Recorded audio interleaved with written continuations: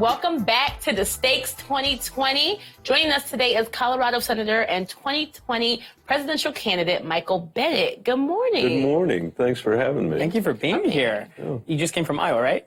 I did. Oh. I did. The Iowa State Fair, which was really fun. My kids flew out from Colorado, and we rode a lot more rides than I was expecting. Oh, well, you look great. You look wind-rushed there. All right. Well, I think we want to start off by asking you about Jay-Z and the new NFL deal. Have you heard about this? I haven't. So the NFL and Jay-Z are now partnering to deal with the racial issues and the musical act issues and stuff that the NFL has been dealing with. So he's now a producer for the Super Bowl halftime show and also taking over one of their initiatives. Do you think this seems like the solution that America's needed as far as the racial divide with NFL? Anything that we can do to unify this country, and particularly to unify us along these racial lines, we need to do. One of the reasons why I put this book out, Dividing America Today, about the Russian attacks on our democracy, a huge amount of this propaganda is racist propaganda. It's meant to divide people in this country along racial lines. And to me, what's so extraordinary about this is, for a year, we didn't recognize it as Russian propaganda. We just thought it was our own political discourse, which is why it is important for the NFL and for others to make sure that we are closing over the divisions that exist in our society. And, since you brought up your book, we would love to know what conclusions you've come up with about Russia while writing this. My conclusions are that they attacked our democracy in 2016. They used some of the most vile propaganda that I've seen. It meant to divide us along racial lines, attack immigrants. They've got pro-gay, anti-gay, pro-police, anti-police. They don't care about the issues. They just want to exploit division. They want to find division in our society and exploit it. So the two questions I'm left with are, first, what does it say about us that we didn't recognize it as propaganda? We just thought it was our ordinary political discourse. That's a pretty profound question for us to ask ourselves. And then second, what does it say that a real opponent of ours on the world stage would see our diversity, our pluralism, as a weakness to be exploited, not as a strength? And that's very much the way Donald Trump has gotten elected president. That's how he's trying to remain president, by dividing the country. And I think we need a president who thinks their job every day is to unite the country. Well, speaking of needing a president, we have a tweet from you, I believe. And you said, if you elect me president, I promise you won't have to think about me for 2 weeks at a time. I'll do my job watching out for North Korea and ending this trade war so you can go raise your kids and live your lives. So, Senator Bennet, I must ask, are you trying to make the White House boring again? I'm trying to make, I wouldn't mind if it were a little more boring than it is, but what I'm trying to do is make it competent again. And I think that this, having this administration in the White House is a little bit like one of those car accidents on the highway where nobody can take their eyes off it as they go by it. And, from the vantage point of somebody who was superintendent, for example, of a large urban school district. I was the superintendent of the Denver Public Schools. The vast majority of the kids in that school district are poor. They have exactly the same dreams that I had growing up. The vast majority are kids of color. We have done nothing but waste their time during the time that Donald Trump has been president. They can't fix their own schools. They can't fix our immigration system. They can't deal with climate change in a way that is urgent enough for us to get the work started so they can finish the work. They're counting on us to do that work. And with Donald Trump as president, we're doing none of that work. Well, and a lot of you are fighting to do that work, and here's a tweet from Julia Jester of you all doing that work in Iowa this weekend. So in Iowa State Fair food news, Bennet ordered a corn dog, apple egg roll, fried pickle dog, Wonder Bar, and chocolate chip cookies. Out of that list, before we get into some policy issues around that, what was the best thing you did? I would say that the apple egg roll with caramel sauce. Really? Yeah, that actually won. Wow. That actually won the Best in Show last year at the fair. Wow. Maybe So you didn't call it an egg roll.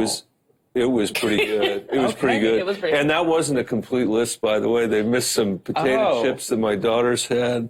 But it was all good. The corn dog was great. Okay. So similar to the food options you had in Iowa, there was a lot of them. There are a bunch of you running. How are you differentiating yourself in the race? I think that I'm differentiating myself because my experience is different than anybody else's. As I mentioned, I was a school superintendent. I think that's a pretty important way to understand the inequities that exist in this country, the fact that so many children in America are denied just a basic education because of the zip code they're born into.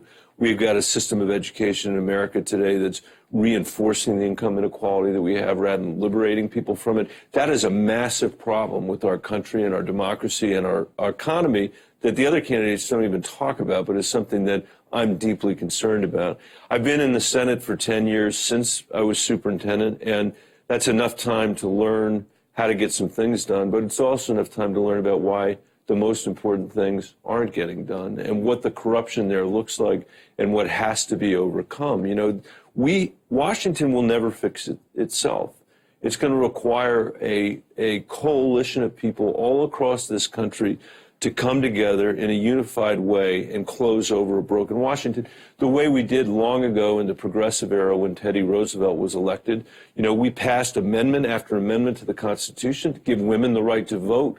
We thought big, you know, and we cleaned up our government, and we ended a Gilded Age where we had massive income inequality. That's what we have to do again in America, and it's going to be really hard work. Never been easy. But I think I've got the right experience to lead us on it. All right. Here's a tweet from Reed Epstein. On Friday night in Clear Lake, Iowa, Hickenlooper hopped into Michael Bennet's car and the two had a 20-minute chat about his future while driving around town. What can you tell us about what you guys discussed in that car? I will never tell. Not a word. I will never tell. I do not want to end up.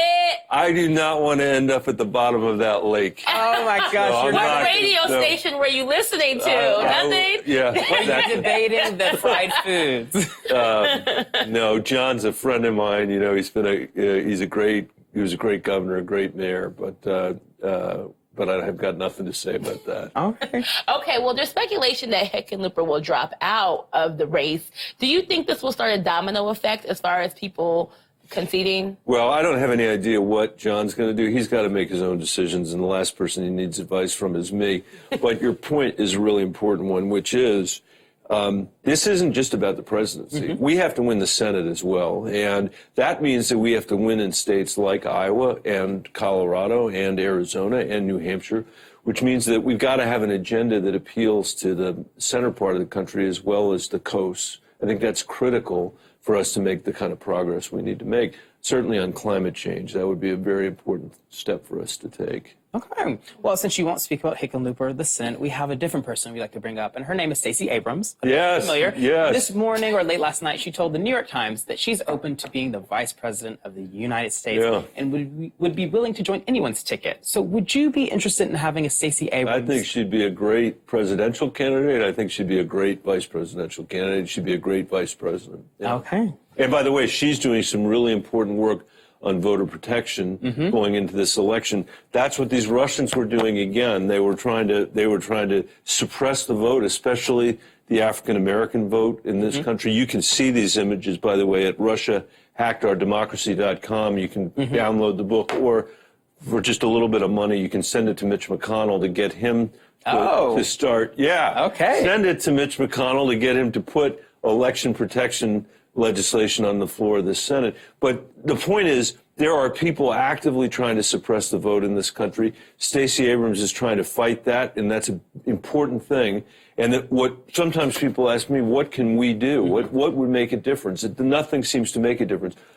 What will make a difference is voting. We got to get every single person in this country who's eligible to vote to vote. Yeah. And while we have you, we also want to ask you about your thoughts about expanding the Equal Rights Amendment. How do you feel about opening it up to marginalized groups? I feel good about that. I think this society, I believe, unlike Donald Trump, that pluralism and diversity are fundamental strengths of America. That the more pluralistic we are, the more vantage points and viewpoints that we have, the more life experiences that we have, and the more people have a chance to actually participate meaningfully in the democracy, the stronger our democracy becomes. I think that has been true since the very founding of the country, when we were not a very diverse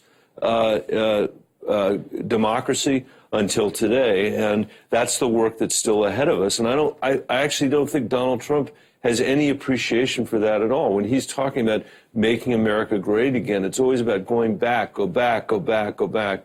Our future's in the future, and we need to be focused on that future. And we need to make sure that every single person's talent, no matter who they are, no matter where they come from, is engaged in our democracy and engaged in our economy. Do you think the other candidates would be interested in amending this I don't know, but they should come on your show. And ask them? Yeah. Well, we had Hickenlooper on last week. A lot of people have been up here, and there are more coming tomorrow. Good.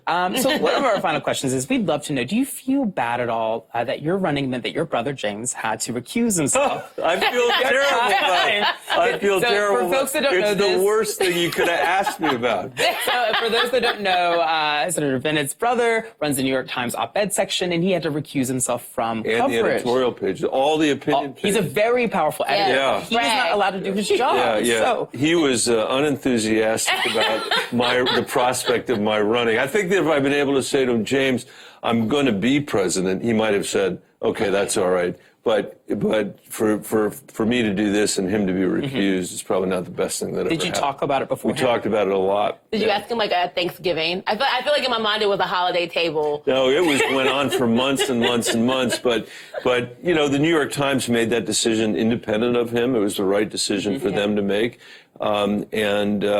And he's got lots of other things he can work on. And I don't think he's secretly hoping that I drop out, but you never know. Well, we will tell the editors there at the New York Times about that. Good. Thank you so much Thanks for joining for having us, me. Senator Bennet. It's wonderful to you. be with you. Thanks.